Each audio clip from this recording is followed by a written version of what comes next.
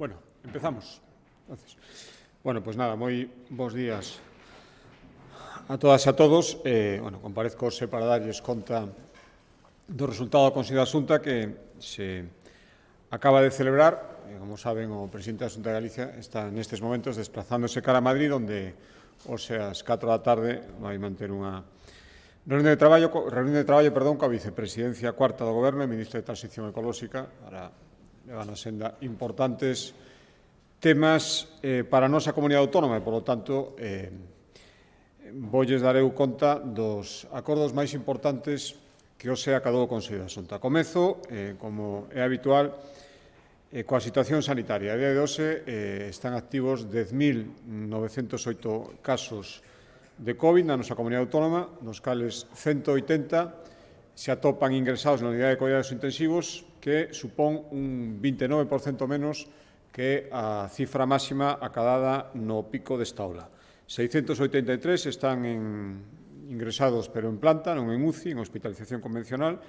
Recordo que chegaron a ser, no pico máximo, 1.210. E 10.045 a cifra total dos que, estando infectados, se atopan recuperándose nos seus domicilios. Hai que lamentar o falecemento de 2.147 persoas en Galicia por COVID, por tanto, unha vez máis, vaya o noso pésame a todas as súas familias. Por establecer algunha comparación, a taxa de incidencia a 7 días está hoxe en 112,13 casos por cada 100.000 habitantes. Son 11 puntos menos que na xornada de onte e por debaixo da media estatal, que está en 118,76. A 14 días, a taxa en Galicia está en 317,13, que son casi 30 puntos menos que no día anterior. Recordo que a media estatal está prácticamente en 350, en 349,8. A ocupación en UCI está por debaixo do 25% en Galicia, a media estatal, recordo, de 36,12%, e nos hospitais a ocupación a día de hoxe do 10,34%, tamén por debaixo da media estatal, que se sitúa nun 14,34%. Por tanto, estamos nunha boa evolución, a vista dos datos está, simplemente comparando coas jornadas anteriores, pero, sen dúbida, é unha evolución que, sendo boa, é aínda insuficiente. Por tanto, se manteñen vixentes todos os chamamentos á prudencia, todas as cautelas. Temos que seguir baixando a presión hospitalaria, temos que seguir reducindo a incidencia acumulada, temos que seguir traballando. Mañá mesmo iniciamos a vacinación dos maiores de 80 anos e, por lo tanto, seguiremos facendo todo o que sexa necesario para manter esta boa evolución e para que sigan baixando as cifras. Ao mesmo tempo que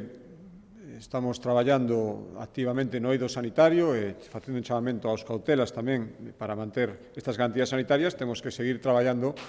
para axudar os máis directamente afectados polos perxuicios derivados das medidas que é obrigado a tomar pola pandemia. Por tanto, hoxe,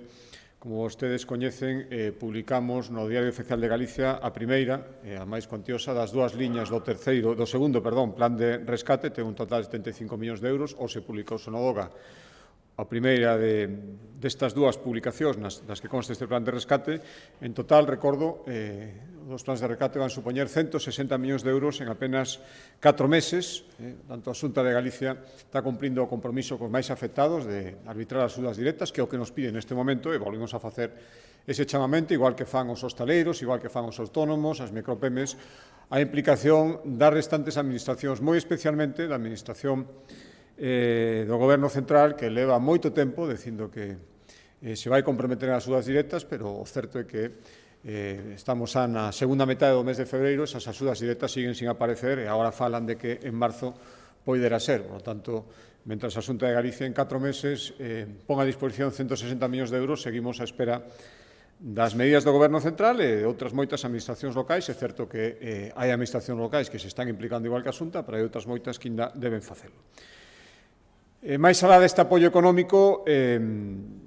queremos que o sector teña un horizonte de estabilidade e de seguridade, e ese foi o que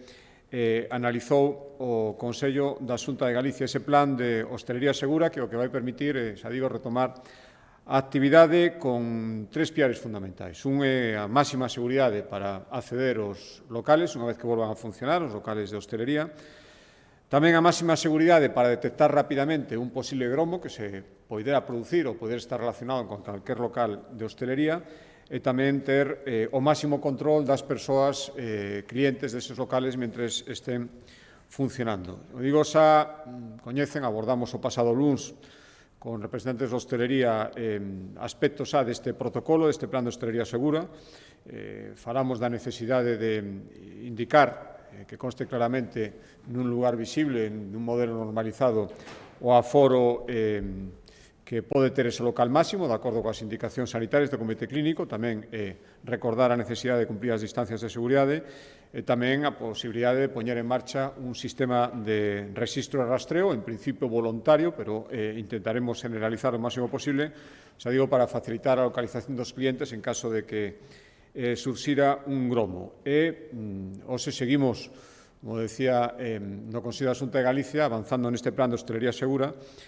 A vista das recomendacións que nos fai o Comité Clínico, sentamos as bases do que mañán se vai tratar na Comisión de Cooperación Local que imos manter cos membros da FEGAN que integran este comité en representación das entidades locais de Galicia, concellos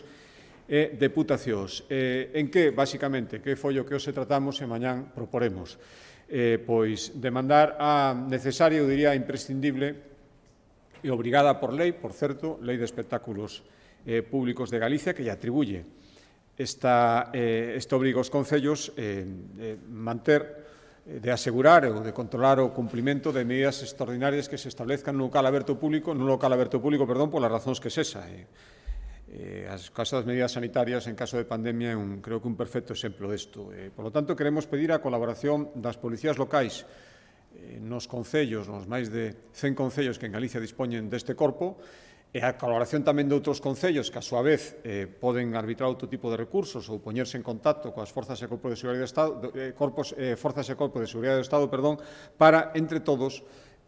asegurar que se vai producir un control do cumprimento das normas nos locales de hostelería cando poidan volver a funcionar. Que queremos que a reapertura sexa segura e, polo tanto, é necesario establecer un sistema de control que asegure que se están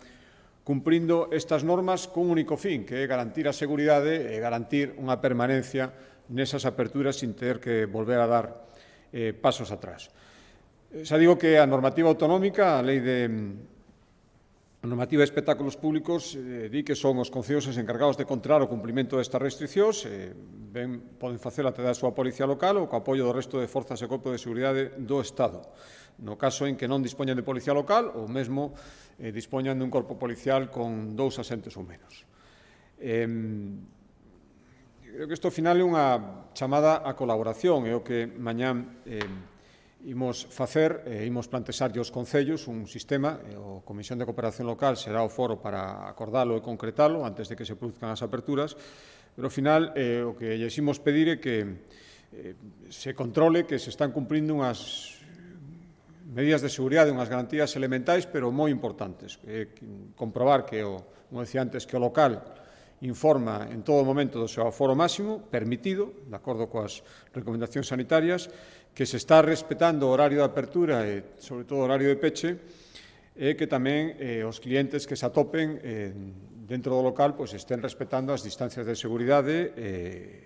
o uso obligatorio de máscara e que se estén respetando as cantidades máximas determinadas polo aforo. Por tanto, mañán afondaremos neste plan, que será sinxelo e que, estou seguro, contará coa colaboración de todas as entidades locais no convencemento de que este é o camiño o que máis interesa aos profesionais de hostelería, que poidan volver a traballar, insisto, con seguridade sin poder dar marchas atrás, cos concellos, por suposto, que ven como se pode reactivar e manter unha parte importante do seu tecido económico e, por suposto, tamén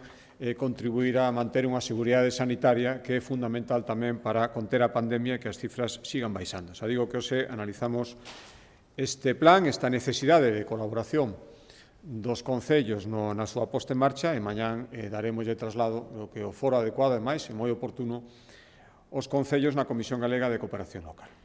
Seguindo con temas relacionados coa loita contra a pandemia, o seu Consello da Xunta de Galicia Tomou o acordo de seguir, como se ven facendo nestes últimos meses, investindo na adquisición de material sanitario para a loita contra o COVID. Aprobamos polo trámite de urxencia polo trámite de emerxencia, a contratación de suministro de material consumible para realización de programas de cribado e diagnóstico da COVID, como para poder seguir facendo estes de xeito masivo, como a toda agora, estes programas de cribado, e tamén adquirir material para poder continuar coa campaña de vacinación. Por tanto, estes suministros, por importe de 1,5 millóns de euros, van consistir en a adquisición de 4,8 millóns de xiringas, 1,5 millóns de agullas hipodérmicas, insisto, todo destinado ao plan de vacinación, tamén adquisición de test de detención de antíxenos e tamén desinfectante para todas as superficies onde se van a realizar tanto as probas de cribado como as vacinacións. Son materiais importantes, materiais fundamentais para a contención da pandemia e seguimos nesta liña de ter os suministros preparados en todo momento para poder seguir facendo cribados masivos como está facendo ata agora e poder seguir cumprindo, cando teñamos as vacinas necesarias para elo, poder seguir cumprindo con esa ratio a que a Xunta se ten comprometido a agotar a nosa capacidade máxima de poder vacinar cando chega o máis importante, que son as vacinas, pero todo o demais que ten que aportar a Xunta de Galicia, seguimos facendo suministros para que en ningún momento estes suministros fallen.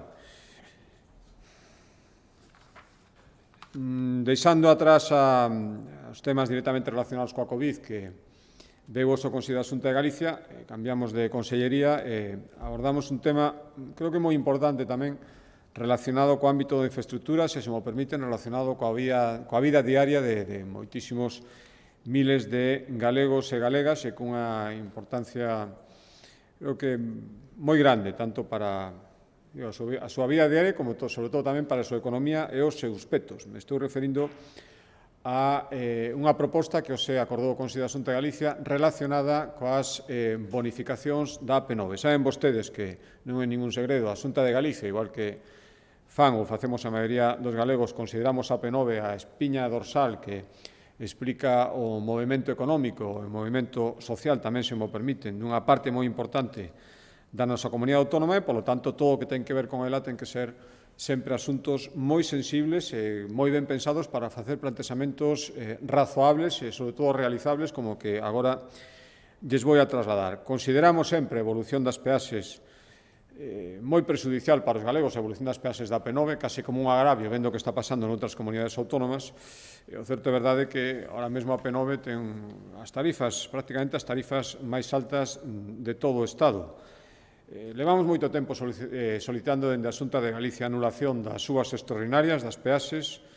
que se veñen repercutindo para compensar as horas de ampliación da vía e, decimos que deben ser anuladas, non só o decimos nós, e que tamén o di o Consello Consultivo no dictamen que fixo recentemente que decía, como ustedes coñecen, que son nulas de pleno dereito. Pois, ademais de decir que non se apliquen estas subas extraordinarias,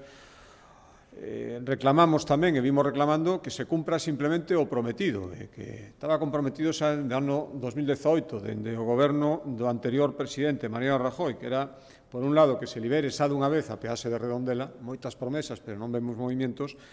e que tamén que se apliquen esas bonificacións comprometidas, pero estamos a piques de rematar o segundo mes deste ano,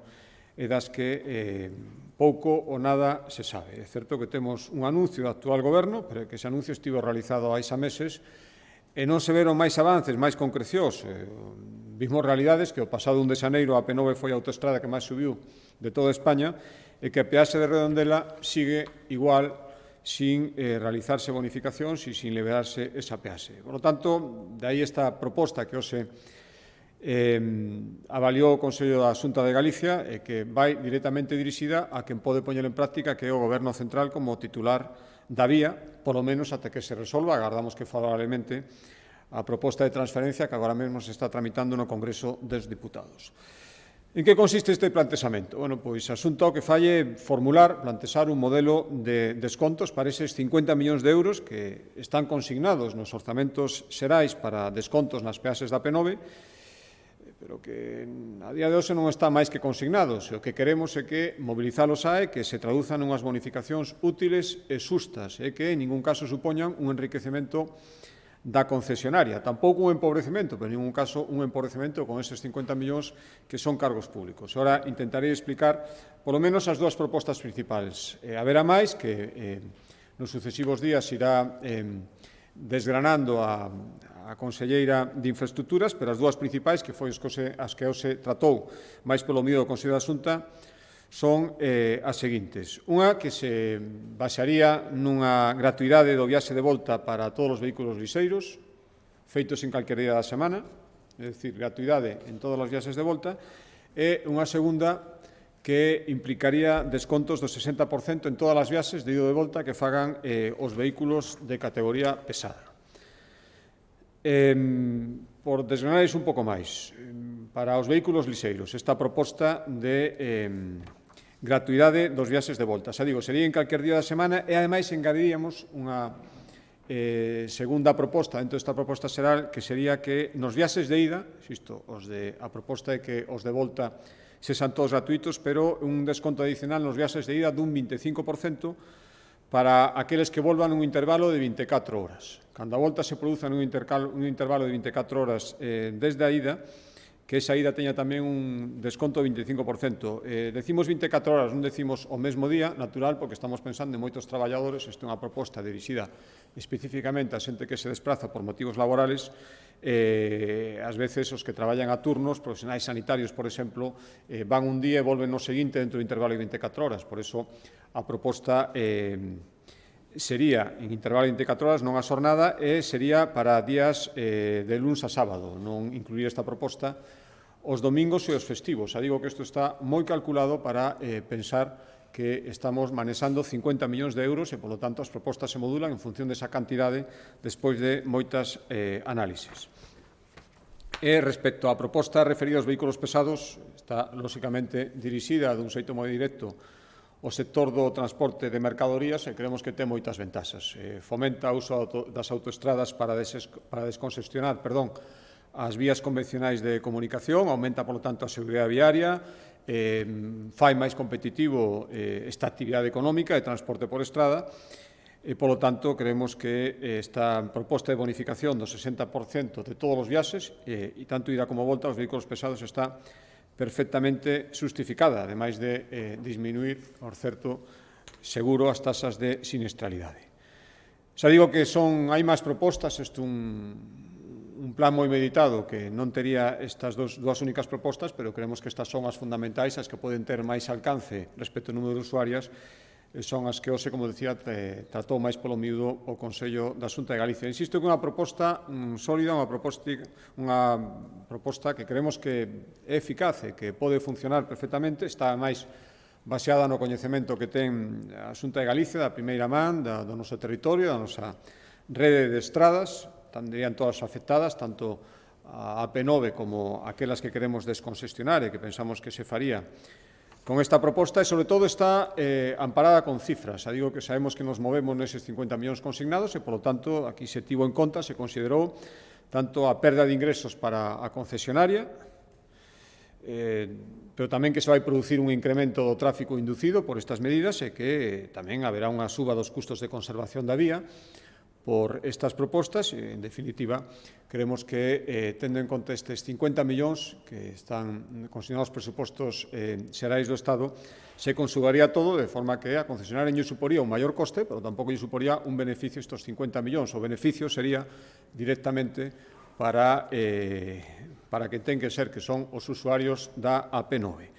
Tanto, lle trasladaremos estas propostas ao Goberno Central e, ademais, lle seguiremos recordando, respecto da AP9, outros compromisos a día de hoxe asumidos pero incumplidos, reiteradamente manifestada, que se iban a cumprir, pero o certo é que a día de hoxe non están cumpridos. Volvo a referirme á peaxe de Redondela, para cal tamén hai unha consignación especial no presuposto, pero que non se está movendo nada, e tamén lle pediremos que deixe sin efecto as subas extraordinarias, seguindo, sin ir máis longe, como decía antes, o ditame do Consello Consultivo, que se acordaron a principios deste ano e que motivaron que fora a autoestrada máis cara de todo o Estado español. Outro acordo importante en materia de infraestructuras se refire á estación depuradora de aguas residuais de Praceres, en Pontevedra. a dar de praceres no que o Consello da Xunta de Galicia, respecto da cal, acordou un investimento de máis de 3 millóns de euros. Para que? Para prorrogar durante un ano máis a vixencia da xestión de explotación que está asumindo a Xunta de Galicia para unha instalación que presta servicio non só ao Concello de Pontevedra, sino tamén aos concellos de Marín e Pollo, e, por certo, é das 7 cidades o único caso no que a Xunta de Galicia asume a xestión, o coste da xestión desta depuradora. Levámoslo facendo dende o ano 2007 para tratar as aguas residuais da rede que está conectada, insisto, de 3 concellos a esta depuradora. Dende o ano 2007 levamos investidos, ou leva investida a Xunta de Galicia, 38 millóns de euros para esta finalidade, contando estes 3 que os aprobou o Consello da Xunta de Galicia. A Xunta de Galicia asume como unha responsabilidade moi importante, de feito, de aquí ven este acordo e as cantidades que lles acabo de decir ao longo destes anos, a conseguir a máxima salubridade dunhas aguas tan importantes como as da ría de Pontevedra. Aí están, ademais, os 30 millóns de euros de investimento para mellorar a depuradora, obras que se están realizando agora mesmo, tamén para a construción dun novo emisario submarino, 3,6 kilómetros de longitude. Eso habería que engadir tamén 10 novas actuacións que, por valor de 15 millóns de euros, se están identificando noutros puntos da ría para, xa digo, completar o sistema de depuración e asegurar a máxima garantía na calidade das augas dunha ría tan importante para os recursos pesqueros e, en xeral, para a economía de toda esta zona bañada pola ría, pero tamén do conxunto de Galicia. Para isto pedimos tamén a implicación dos concellos. Non esquezamos que, ao final, a depuración é basicamente unha competencia municipal, pero tamén a Xunta de Galicia é consciente de que, sobre todo, nos grandes volúmenes e nos grandes investimentos, ten que estar aí. E a demostración e o acordo que tomouse a Xunta de Galicia, 3 millóns de euros máis para unha xestión por un ano máis desta depuradora, e en xeral todos os investimentos que se acabo de relatar solo na ría de Pontevedra. Cambiando de ámbito, de consellería, indo ahora aos aspectos sociais, o Consello da Xunta de Galicia aprobou tamén hoxe unha nova convocatoria, unha convocatoria extra, referido a un recurso que, dende que arrancou hai uns anos, se demostrou como un recurso dunha alta aceptación para a conciliación da vida laboral e persoal de moitas persoas nos concellos máis pequenos, onde non había ningún outro recurso para atender a infancia, os fillos e fillas das persoas que estiveran traballando. Me estou referindo ás casas niño. Ustedes saben, son instalacións onde se atende como máximo a 5 nenos ou nenas que se ubican en concellos do rural que non teñen ningún outro recurso. Agora mesmo son 77 casas niños que están funcionando en Galicia, 385 plazas entre estas 77 casas, todas elas gratuitas e todas elas con alta expectación. Esta acollida, este éxito en canto ao número de familias que recorren a este servicio é o que motiva este acordose da Consello da Xunta de Galicia, que pretende chegar con esta nova edición a 100 casas niño dende as 77 que ahora mesmo existen. Digo que arrancaron no ano 2016, ahora mesmo queremos rematar o ano 2021 con 100 casas niño ao longo do noso territorio. Isto supón crear 20 novas casas, a eso ven esta orden que os aprobou o Consello da Xunta de Galicia, e en total 100 novas prazas, que se unirían ás que xa existen a día de hoxe, que son 385, serían 100 máis hasta chegar casi ás 500 prazas. Para isto, os aprobamos un investimento de 2 millóns de euros, repartido unha parte para as obras de adecuación que habería que facer nos locais onde se ubiquen estas casas niño, e o resto, 1,3 millóns, para o seu funcionamento. Adoptamos tamén outro acordo en política social, que é a contratación, seguir contratando prazas públicas en residencias, neste caso no Concello de Arnoia, 46 prazas públicas, 880.000 euros, para o seu mantemento polo sistema de concertación dende 1 de xullo de 2021 ata o 30 de xuño do 2022. En total, só no Concello de Arnoia, que é o que atinxe hoxe o acordo que adoptamos no Consello da Xunta, existen 52 prazas concertadas. No ámbito de igualdade, aprobamos hoxe un investimento por valor de 1,4 millóns de euros para un programa,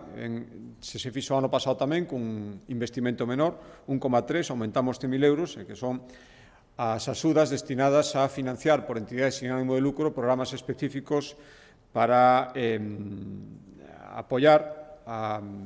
mulleres en situación de especial vulnerabilidade, vítimas de violencia de xénero, principalmente, pero non só, tamén vítimas de explotación sexual ou laboral, inmigrantes, emigrantes retornadas ou refuxiadas, pertencentes a unha minoría étnica, e tamén reclusas ou ex-reclusas. Son axudas para que entidades sin ánimo de lucro especializadas neste tipo de atención desenvolvan os seus programas dirixidos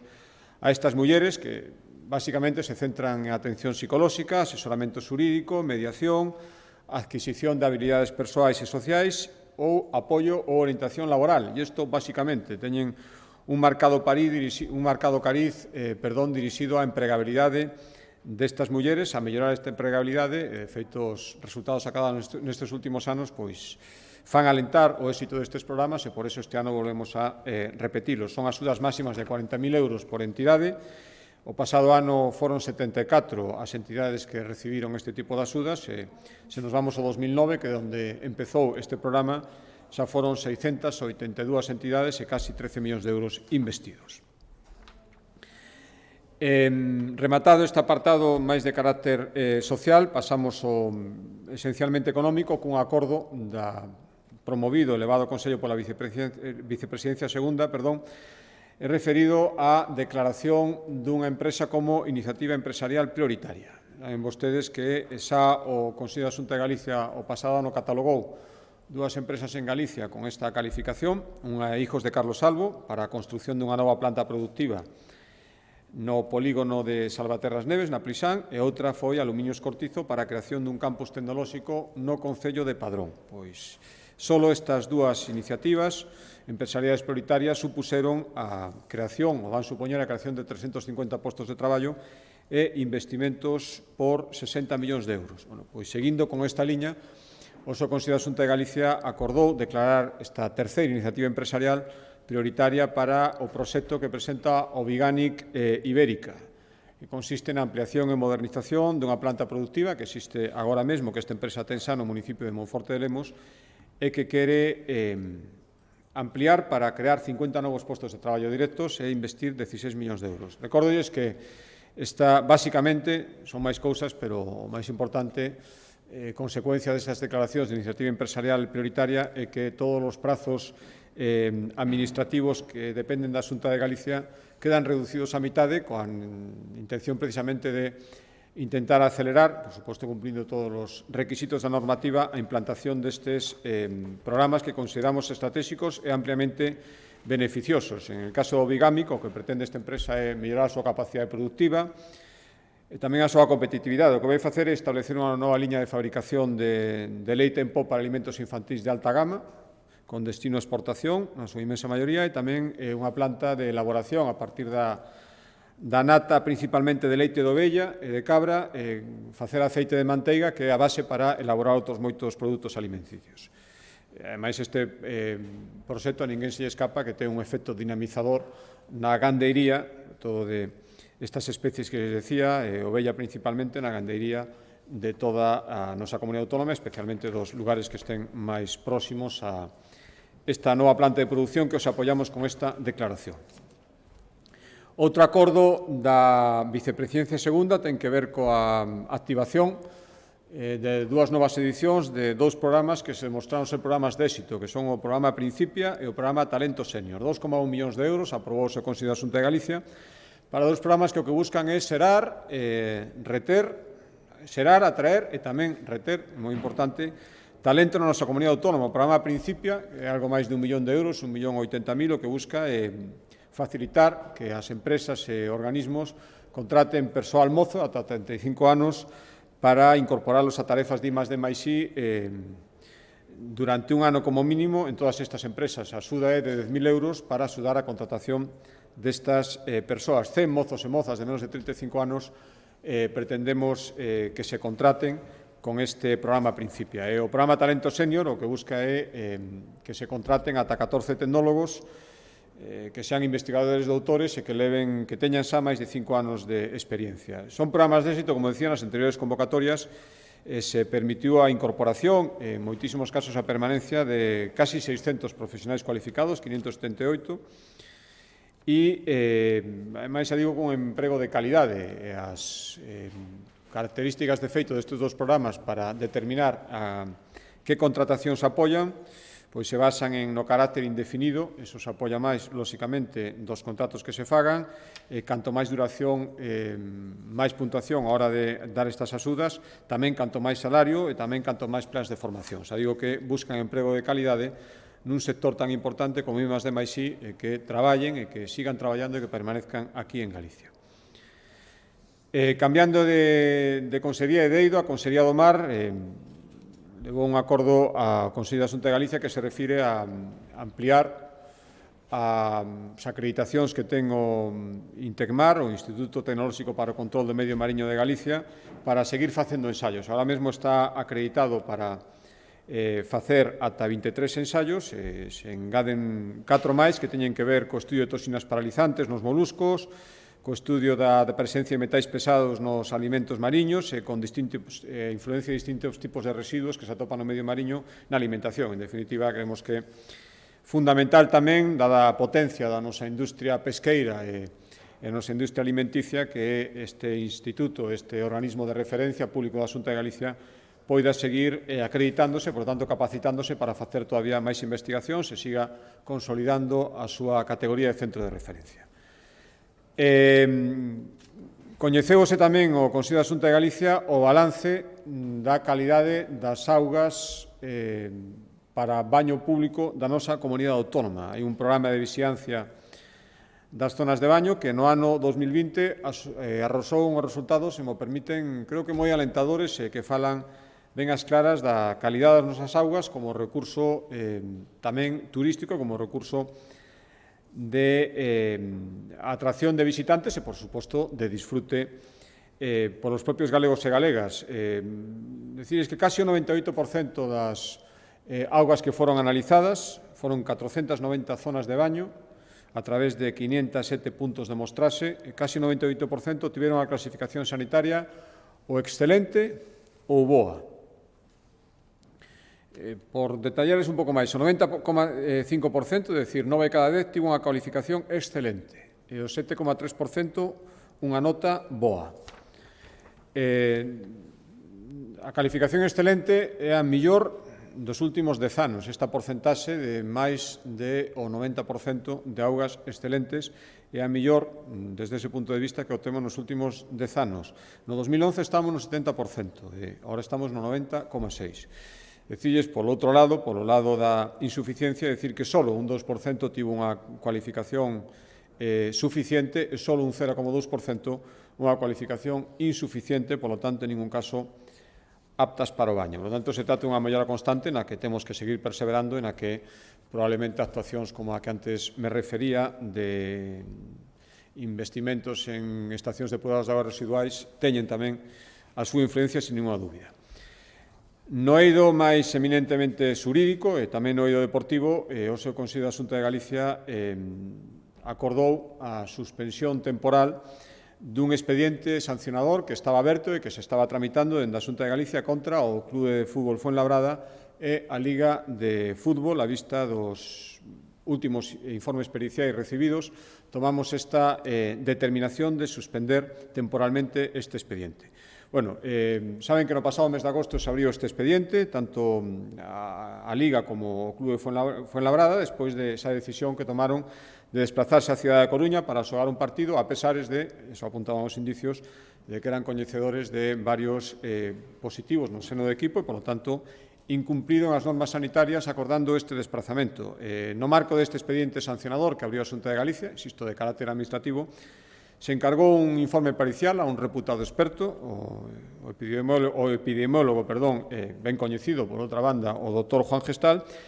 O informe ten conclusións moi firmes. Por un lado, concluye que, efectivamente, existía un gromo no equipo de fútbol Fuenlabrada, que este gromo do que tiveron constancia había unha obligación de comunicarlo ás autoridades sanitarias de Madrid en canto tiveran conocemento do primeiro positivo. Non se fixo así e, polo tanto, as autoridades sanitarias, que eran as que podían decidir se se podía producir a viaxe ou non puderon coñecer isto e, polo tanto, este viaxe se realizou sin autorización das autoridades sanitarias. Visto os aspectos concluíntes e firmes deste informe pericial, o que decidiu a asesoría xurídica, que é a que ten que tutelar todo este tipo de expedientes que se tramitan na Xunta de Galicia, considerou que era preciso poñer este informe pericial independente deste epidemiólogo en coñecemento do xulgado, xa que podería, é o xulgado que ten que determinalo finalmente, se aporta ou non elementos relevantes para o procedimento penal que se tramita no xulgado e, ao mesmo tempo, en consecuencia, de xeito temporal, suspender a tramitación do expediente administrativo á espera da resolución no procedimento xudicial penal. Seguindo en asuntos relacionados coa vicepresidencia primeira, hoxe aprobou o Consello da Xunta de Galicia un acordo moi importante en materia de emerxencias, que sempre decimos que son os investimentos probablemente non os máis visibles, pero sí moi necesarios e, dende logo, absolutamente visibles na súa utilidade cando fan falta e, polo tanto, seguimos investindo, xa estamos facendo dende hai anos en material de emerxencias e o Consello da Xunta de Galicia hoxe aprobou un plan de investimento para o presente ano por valor de 3,1 millóns de euros para seguir dotando de material os grupos de emerxencia supramunicipal que existen en Galicia. En concreto, se adquirirán 7 bombas rurais pesadas, 7 bombas urbanas liseiras, 3 furgonetas de servicios varios con material de emerxencia, 6 equipos de escarcelación e 5 cuñas quitaneves. Xa digo que este é un investimento moi necesario que levamos facendo dende hai anos, solo nos últimos anos adicamos 5 millóns de euros, ahora 3,1 millóns de euros máis, a equipar os grupos de emerxencia supramunicipal. Saben vostedes que son os grupos que funcionan e complementan o despliegue dos parques de bombeiros comarcais e que cubren aquelas zonas dun xeito profesional, aquelas zonas aos que non chegan estes parques que están mantidos entre as 4 diputacións, cada unha no seu territorio, e a Xunta de Galicia en todos os casos. Pois tamén este sistema, que ademais creo que un magnífico exemplo de colaboración entre administracións, se replicou nestes grupos de emerxencia supramunicipal. Levamos investidos 48 millóns de euros desde que estes grupos funcionan, que non hai tantos anos, 40 no seu propio gasto de funcionamento e 8 en material cedido exclusivamente pola Xunta de Galicia, contando os 3,1 que hoxe acordamos para este ano. Son 117 os concellos cubertos. Este ano, ademais, se engadirán 5 novos GES, 2 na provincia de Ourense, 3 na provincia de Pontevedra e incorporaremos este sistema ao servicio de emerxencias do Concello de Noio. Ao final vai haber 29 grupos de emerxencia supramunicipal funcionando ao final deste ano en Galicia, 4 servicios municipais asimilados aos GES e un investimento importante todos os anos en materia de emerxencias que mantemos tanto a Xunta de Galicia como as 4 diputacións e que pouco a pouco nos aproximan a ese obxectivo fundamental de que todos os territorios de Galicia, con independencia de onde estean, máis ou menos alonsados dun núcleo importante de población, os habitantes que ali estén teñan garantido unha atención profesional de emerxencias, con persoal formado, ben equipado e preparado para actuar en calquer momento e ante calquer situación. Vou rematando xa outro acordo que importante hoxe proposto pola vicepresidencia primeira é o asinamento dun acordo coa Universidade de Santiago de Compostela para realización das obras de conservación e reparación das fachadas dos colexios de Fonseca e San Xerome, no entorno da Praza do Obradoiro, por un importe de algo máis de 400.000 euros, 410.781, e un período de execución calculamos de 3 meses, para empezar inmediatamente, en canto se poda, e conseguir ademais acompasalo a un ritmo que esperamos máis normal do Xacobeo, a chegada de peregrinos a partir do segundo semestre do ano, que estas fachadas, que de acordo cos técnicos necesitan unha intervención urxente, non só na fachada e principalmente, pero tamén nas cubertas e en algunhas obras no interior, que estean absolutamente preparadas, en consonancia con todo o que xa se ten feito, especialmente na fachada da catedral, esta parte importante tamén da Praza do Obradoiro, que sexan obxecto desta actuación e podamos telo todo preparado para esas datas. Para eso, xa digo, se asinou un convenio onde a Universidade de Santiago de Compostela, que é a propietaria dos edificios, se encargará das obras e o financiamento, 410.000 euros, será aportado pola Xunta de Galicia. Aprobamos tamén un convenio entre a Fundación Universidade da Coruña e a Xunta de Galicia, tanto Vicepresidencia Primeira como Organismo Augas de Galicia, para seguir colaborando cun país co cal nos unen moitos lazos, tamén no eido económico, tamén no eido cultural e lingüístico. Estou falando da lusofonía, estou falando de Mozambique, por lo tanto, queremos seguir estreitando as relacións de cooperación con este país e destinamos 125.000 euros para que poidan seguir loitando contra un grave problema nese país, que todo o que ven relacionado con períodos de moita seca, xunto con períodos de grandes tormentas que derivan en inundacións e, polo tanto, isto require unha serie de actuacións para acompasar estes dous períodos de risco e de sucesos extremos e poder aproveitar os recursos hídricos dun xeito racional. Xa empezamos o ano pasado, insisto, coa participación da Universidade da Coruña a través da súa fundación, e este ano volvemos a dedicar 125.000 euros dentro dos programas de cooperación que ten en marcha a Xunta de Galicia. E, por último, xa brevemente, dous acordos da Consellería de Infraestructuras, un para promovidos pola Consellería de Infraestructuras, un autorizou o Consello da Xunta de Galicia as expropiacións para executar as obras de acceso a un polígono en Biariz, o polígono de Lebozán. En total, as obras son de 390.000 euros. Primeiro fan falta a expropiación dunha serie de predios, foi o que os acordamos. Inmediatamente empezarán as obras, subvencionadas tamén pola Xunta de Galicia, con prazo de execución de 4 meses. E tamén traspasámoslle ao Concello de Cenlle un treito dunha antigua estrada nacional, a Nacional 120, un treito de alrededor de 450 a 500 metros, se coñece como Travesía de Trasarín, no Concello de Cenlle.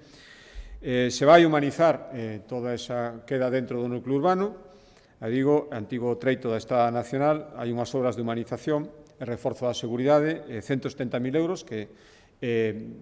sufraga tamén a Xunta de Galicia, como paso previo no convenio que se asinou, se poñía como condición que o Concello aceptara, unha vez que o Consello da Xunta tomara o acordo que os adoptou, e aceptar esta transferencia, e, polo tanto, se produce a transferencia, inmediatamente o Concello, con fondos da Xunta de Galicia, procederá a estes traballos de humanización por 170.000 euros, unha mostra máis do compromiso continuo da Xunta de Galicia coa seguridade vial e coa mobilidade máis sustentable e máis segura.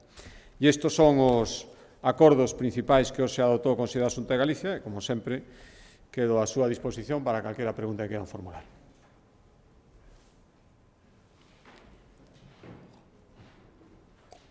Sí, vicepresidente, quería preguntarlle por as reunións que está mantendo a Xunta cos hostaleiros para a desescalada. Parece que hai algunha resistencia dentro do sector á aplicación de medidas ou de elementos ou métodos para calcular o aforo ou mesmo para eses códigos QR que se queren implantar, que se propuseron. Non sei ata que punto vai ir por aí a cousa. E, por outra banda, sobre as vacinas, Galicia, polo que sabemos ata o momento, segue a recibir un 5% das vacinas, unha porcentaxe que se corresponde máis coa población xeral e non coa población diana que ten Galicia nos veciños de máis de 80 anos, que ronda o 8%. Non sei se ten a Xunta previsto alguna reacción ante o Goberno de España por esta situación. Moi ben, respecto á primeira pregunta, saben vostedes que estamos mantendo reunións periódicas cos hostaleiros para informarles da evolución da situación, para informarles das axudas que a Xunta de Galicia está adoptando frente ás medidas sanitarias que é obrigado tamén poñer en vigor. Por lo tanto, dentro destes contactos, como lles decía antes, na miña intervención, o luns pasado, falamos das medidas que sería necesario tomar de cara a unha desescalada que agardemos que poida empezar na graduación que acorde o Comité Clínico xa a partir da semana que ven. Eu creo que o que teño percibido, dende logo, que os hostaleiros son os primeiros interesados en que as garantías sanitarias que sexa necesario establecer se cumpran, porque o que non desexan, e de logo que non desexa a Xunta de Galicia, é ter que dar pasos atrás e unha vez que se produzca esta desescalada que sempre sexa gradual e hacia adiante. Por lo tanto, son conscientes de que hai certas medidas que nesta ocasión é necesario adoptar. Son moi sinxelas, por recordalas. A primeira, que figure claramente, para iso lles facilitaremos un sistema de cálculo que obxectivamente o poida facer, cal debe ser o aforo, de acordo cos medidas que dispoña o Comité Clínico, e que iso figure claramente no exterior. Non percibín absolutamente ningún problema nese sentido. Os códigos QR entendemos perfectamente dende a Xunta de Galicia que é un sistema novidoso e, polo tanto, requiere unha implantación progresiva, por iso non falamos da súa obrigatoriedade, polo menos non nun momento inicial, ni moitísimo menos, pero sí de facer todo o posible para fomentar o seu uso. De feito, hai moitísima xente que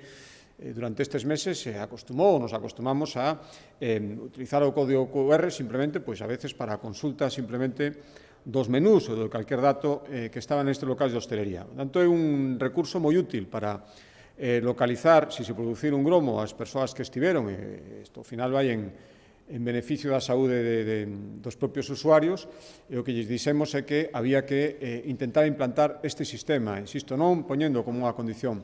obligatoria, pero sí facendo posible por implantar o seu uso. Eu creo que isto entenderon perfectamente e eu agardo a súa colaboración.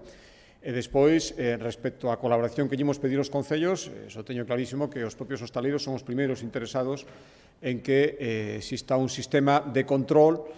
aparte da propia responsabilidade que poidan exercer eles para procurar que se cumplan que os clientes se comporten e garden as medidas sanitarias no seu propio local, ter este reforzo dos corpos de policía local e da Forza do Corpo de Seguridade do Estado, sen dúbida unha axuda fundamental na que eles están de acordo e que así o trasladaremos onte mañán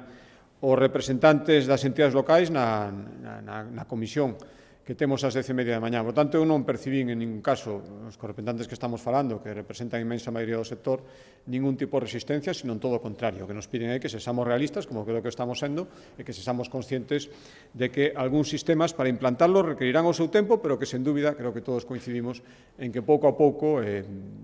cando nos vayamos recuperando nunha vida normal, as cousas probablemente irán por aí e hai costumes e hábitos e formas de comportarnos ahora acudidos locales de hostelería que antes ni nos planteábamos e a partir de agora terán que empezar a ser moito máis habituais. Respecto á segunda pregunta, as vacinas, a Xunta de Galicia xa deixou clara a súa postura. Si o criterio son os maiores de 80 anos, temos unha porcentaxe moi elevada nesa franxa de poboación e, polo tanto, o número de vacinas se ten que corresponder con esa porcentaxe simplemente para seguir un acordo que se adoptou de xeito xeral para toda España e, polo tanto, o Goberno Central, que quen atribuye o número de vacinas a cada comunidade autónoma, debe ser consecuente cos acordos que promove e, polo tanto, darnos as vacinas que realmente nos corresponden de acordo a ese criterio. Así o fixemos saber,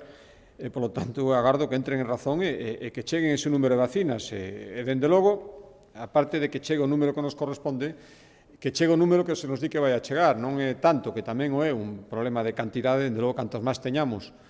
máis podemos vacinar. Volvo a insistir en que estamos moi por debaixo da nosa capacidade en canto ao número de vacinas recibidas, moi por debaixo da nosa capacidade real de vacinación, de aí os suministros que os acordamos para que non haya ningún problema e todo o que depende da Xunta de Galicia este perfectamente preparado, pero, ao mesmo tempo necesitamos unha seguridade no suministro e cando se nos di que vai chegar un número de vacinas, ese número de vacinas, aínda que consideremos insuficiente, ten que chegar, porque se despois chega menos do que se nos dixo, eso complica todavía moitísimo máis a planificación para poder vacinar axeitadamente. Por lo tanto, lle reclamamos ao Goberno de España, por un lado, que chegue o número de vacinas acorde cos criterios que eles mesmos promoveron e cos que nos estamos de acordo, e, por lo tanto, que se teña en conta o número de persoas maiores de 80 anos que hai en Galicia e que chegue o número de vacinas consecuente ese número, e, por outro lado, que teñamos un canto máis rigor millor no asunto da planificación. E cando se di un suministro comprendemos as dificultades, pero tamén hai que entender que é moi difícil facer unha planificación se eses suministros non chegan despois regularmente de acordo co anunciado. Sí, adiante.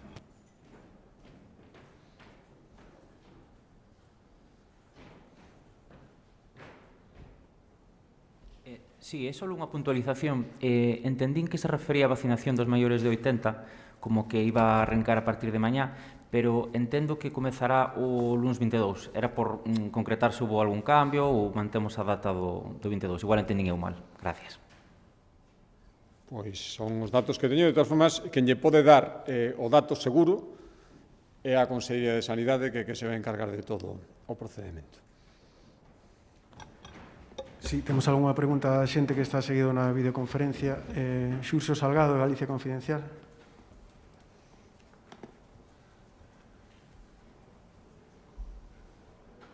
Parece que ahora mismo non está. Damos paso a Daniel Domínguez de Faro de Vigo. Sí, xa está, Xurxo.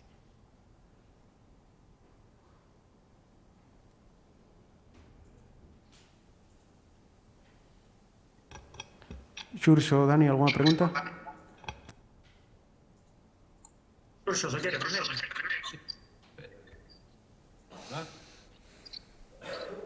Sí, xa. Se escoita? Sí. Vale. Mira, nada, a primeira relacionada porque houve algúns familiares que teñen criticado que en algunhas residencias que xa houve vacinación masiva xa algún positivo. Quería saber se teñen datos relativos a isto e por que se produce algún contagio nesas residencias. E unha segunda ten que ver coa situación da alcaldesa de Boimorto, na que o Partido Popular foi claro, pediu que saíra do partido, pero, sin embargo, a vez, digamos, que era do partido, o seu partido, o seu anterior partido, o Partido Popular, apoyou no Concello. Quería saber se vais a abrir algún tipo de expediente con este se dis. Gracias. Bueno, respecto á primeira pregunta, e a salvo de que, volvo a insistir, os datos concretos e os datos sanitarios fidedignos, lóxicamente, para preguntas moi concretas que non tengo a Consellería de Sanidade, decir que, sempre se dixo das vacinas, a súa efectividade non é do 100%, non está absolutamente garantido que non poida volver a haber algún contagio, que descoñezo ese caso concreto, pero o certo é que eu creo que a día de hoxe que xa están rematado toda a planificación da vacinación nas residencias que non tiñan gromos, o que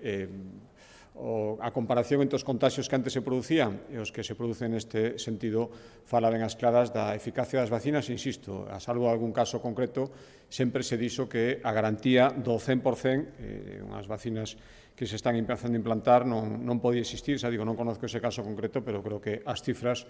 entre o estadio que tiñamos aí moi pouco tempo, antes de empezar a campaña de vacinación, o que agora nas residencias fala por si solo da oportunidade de medida e, me permiten, do carácter absolutamente imprescindible. Respecto á segunda pregunta, creo que, dende o principio, nada máis coñecido o caso, nos dixemos a nosa opinión sobre a actitude, a decisión da alcaldesa de Boimorto, e, dende o punto de vista da súa pertenencia ao partido, se deu de baixa, co cal non há lugar a abrir ningún expediente a unha persoa que non pertenece ao mesmo Partido Popular. Estou falando do punto de vista do Partido Popular. Sí, Daniel, por favor. Creo que fixo repregunta, Xurxo. Decía que non preguntaba pola alcaldesa, preguntaba polos edís que apoyaron a alcaldesa, que siguen no Partido Popular. Pois descoñezo o asunto concreto polo que eses edís deron o seu apoio, se é un motivo de xestión municipal ordinaria, acabará de preguntarlles a eles a razón do seu apoio, non tiverá que ver con esa actitude da alcaldesa, sino un asunto da xestión de Boimorto que eu non coñezo.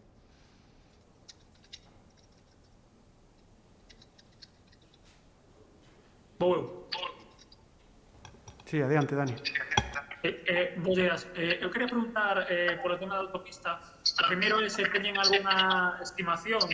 acerca de cando poderían empezar a aplicar o Goberno Central esas rebaixas nas peaxes, e que lle parece que a Audasa alega agora posibles colapsos de tráfico, de atascos, para poñer esa gratuidade entre Vigo e Rande, que tamén está prometida polo Goberno Central. Gracias.